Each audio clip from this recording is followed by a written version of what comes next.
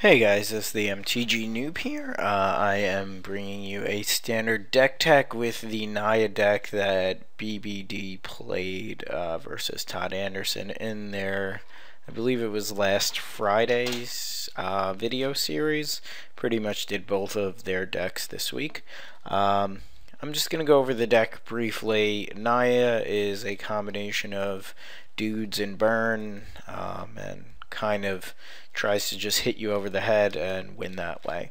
So let's talk about the mana base. 4 Crag, 4 Sunpetal Grove, 4 Temple Garden, 4 Clifftop Retreats. As you can see, there's no stomping ground yet in the deck, which really is preventing Naya from shining, but it's doing its best, and we'll talk about its fixing soon. 1 Plains, 2 Mountain, 3 Forest, and 2 Keswick Wolf Run, which I'm pretty excited to make your dudes, even your crappy little guys, trample and get big and roar.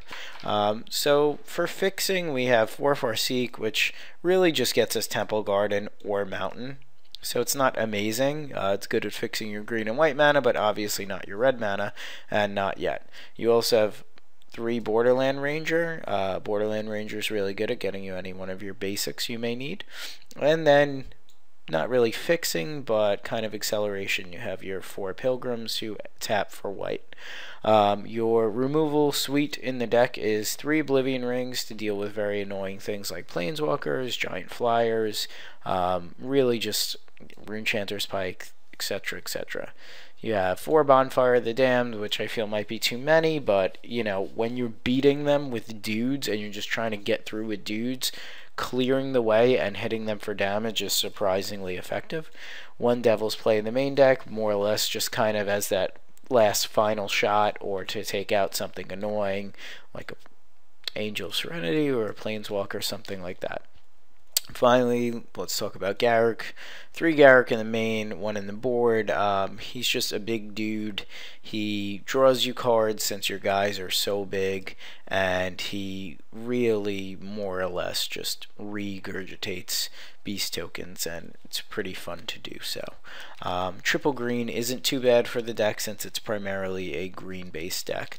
Okay, finally let's talk about our creatures in the main deck. We have 4 Pilgrim to get you white, 3 Borderland Ranger to fix your mana, 4 Huntmaster of the Fells because he's just awesome, makes 2/2s, gets you land, gains you life, shoots something if he flips, and you know, you can pretty easily flip him back since you have your big reset button here, which I'll talk about in a second. You have 4 Thragtusk, because why not? You're playing green. Also very good with Restoration Angel. And 2 Angel Serenities. Most decks are playing 3 to 4. I think 2 is fine because triple white is a little bit difficult for the deck.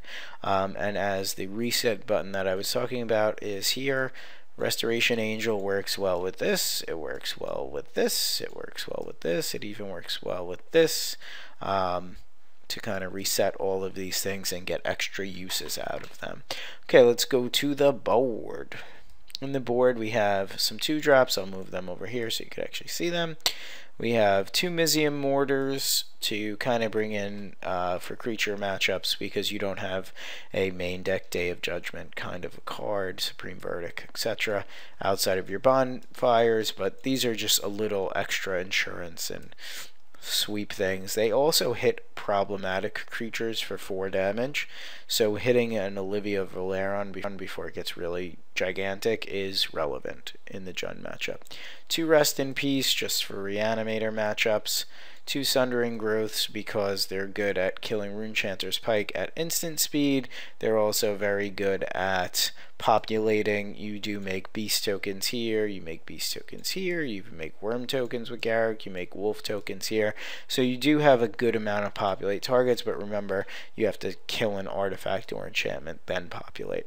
Your 4th Garruk, because sometimes you just want more Garruks than them. Another Devil's Play because you just want to burn some people.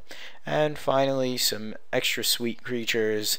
Smiters can't be countered, so they come in against decks that have counter magic. They also put a clock on the slower, dirtle, mid-rangey decks. Zealous Conscript steals creatures, but not only creatures, it also steals permanents. So, you know, it's pretty good against stealing like a I don't know, a planeswalker, then ultimating it. And Armada Worm, or Penis Worm, as some might call it, since it looks like a penis. I don't know what you really bring this in against, to be honest. I just know it's good against the decks that can't counter it, and when they bounce it or put it to the top, you know, you're still left with a 5/5 worm, which, you know, you can always populate it if you like doing that kind of thing. Okay, so this has been the Deck Tech. Thanks for watching, and please check out the mtgnoob.com and check out some matches coming up. Thanks.